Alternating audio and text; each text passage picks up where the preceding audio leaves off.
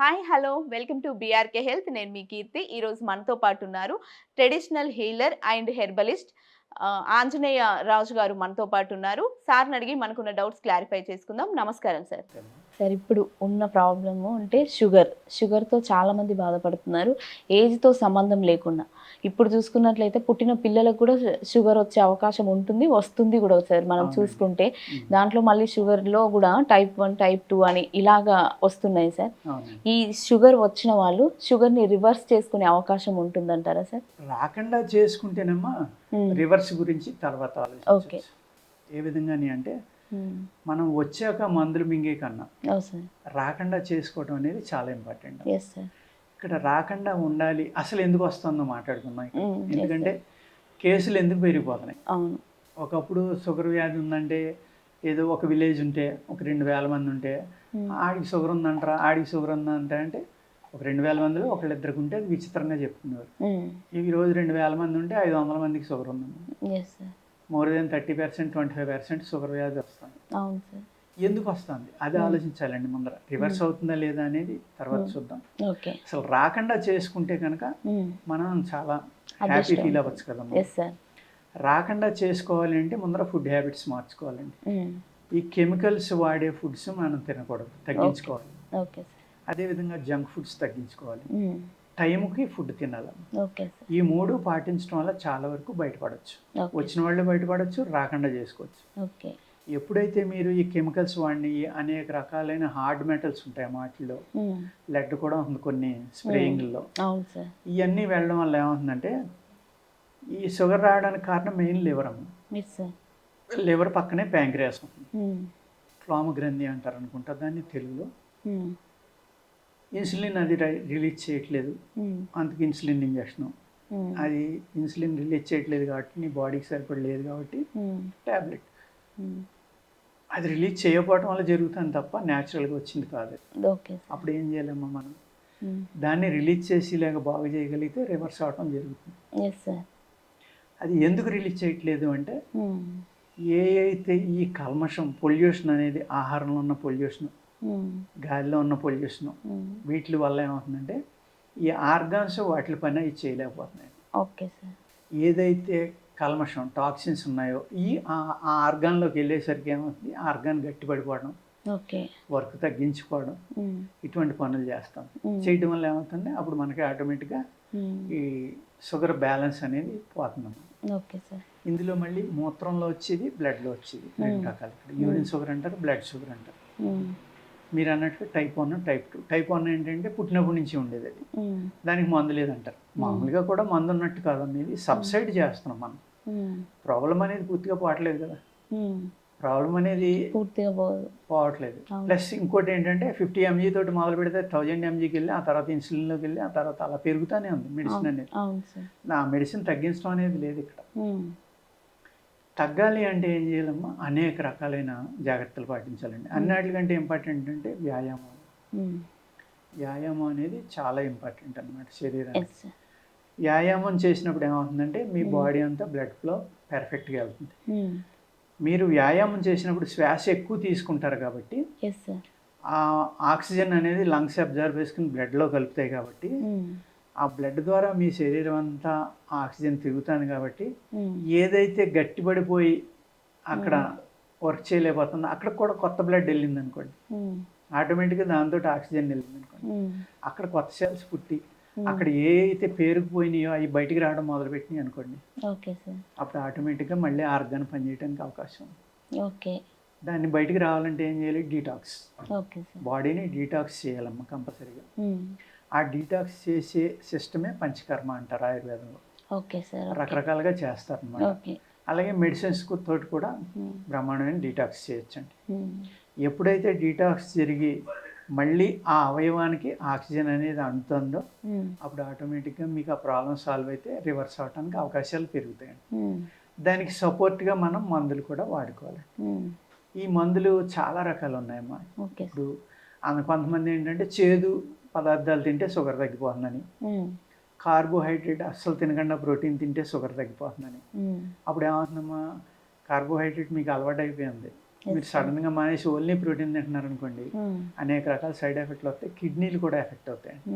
అదేవిధంగా కార్బోహైడ్రేట్ తిని వాళ్ళు సడన్గా మానితే బాడీలో ఆక్సిజన్ లెవెల్స్ తగ్గి బ్రెయిన్కి ఆక్సిజన్ లెవెల్ తగ్గి బ్రెయిన్ ఇబ్బంది పడటానికి అవకాశం ఉందండి, వర్టిగో లాంటివి రావడానికి. సడన్గా మానేయకూడదు, స్లోగా తగ్గించుకుంటా కొద్ది రోజులు ఇది తింటా కొద్ది రోజులు అది తింటా. అదేవిధంగా గోధుమ తినండి స్లోగా అవుతుంది అని చెప్పేవారమ్మ. ఇప్పుడు అదే డాక్టర్లు ఏమంటున్నారంటే అందులో గ్లూటెన్ ఉంటుంది కాబట్టి మీరు గోధుమ ఆహారం అలవాటు చేసుకుంటే జీవితంలో ఇంక షుగర్ తగ్గదు. మీరు మల్టీగ్రెయిన్స్ లాంటివి, ఈ గోధుమ కొద్దిగా ఉన్నది, అదే రకంగా బ్రౌన్ రైస్, స్లోగా అరిగే ఆహార పదార్థాలు తినటం వల్ల మీకు షుగర్ అనేది కంట్రోల్ అవుతుందండి. ఏమీ లేదమ్మా, ఎక్సర్సైజ్ అనేది మోస్ట్ ఇంపార్టెంట్. అదేవిధంగా ఈ ఆహారంలో నియమం పాటించడం. ఎర్లీ మార్నింగ్ లేచిన వెంటనే మీరు ఒక 30 నుంచి 50 గ్రామ్స్ మీ బాడీ వెయిట్ని బట్టి ఒక కాకరకాయ ముక్క తీసుకుని దాన్ని మిక్సీలో కొట్టుకుని రసం పిండుకుని అది తాగేసి 1 గంట చెప్పులు బూట్లు లేకుండా పచ్చగడ్డి మీద నడవాలన్నమాట. నడిస్తే మ్యాక్సిమం కంట్రోల్ అవుతుంది. షుగరే కాదు, చాలా జబ్బులు తగ్గుతాయి దానివల్ల, చాలా అంటే చాలా. ఇక్కడ కాకరకాయ చాలా వేడండి, డైజెషన్ బాగా పెంచుతుంది. ఎక్కడ పనిచేస్తుందమ్మా? అది లివర్ మీద.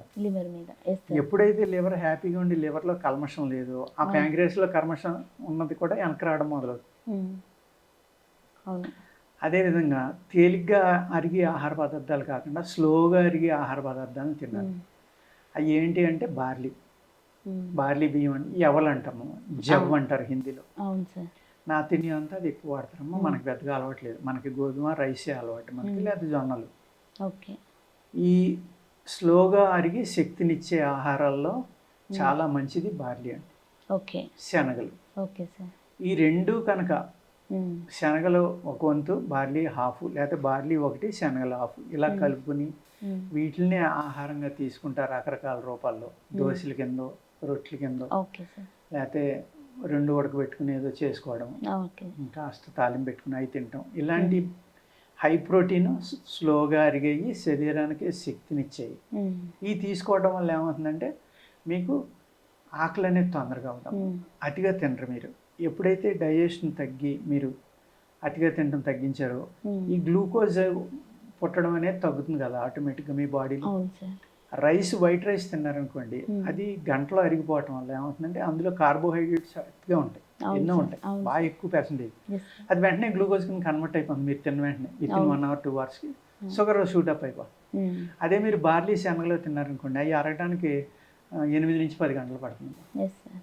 అప్పుడు ఏమవుతుంది, స్లోగా ఇన్సులిన్ బాడీలోకి షుగర్ వెళ్తుంది కాబట్టి ఈ లెవెల్స్ మారిపోకుండా ఆగటానికి అవకాశం ఉంది. అదేవిధంగా అనేక రకాలు ఉన్నాయమ్మా, పొడపత్రి అని, నేరేడు గింజలని, నేరేడు తాట, నేరేడు ఆకులు, కాకరకాయ, ఇలాగా అడవి జీలకర్ర అంటారు, నల్ల జీలకర్ర అంటారు.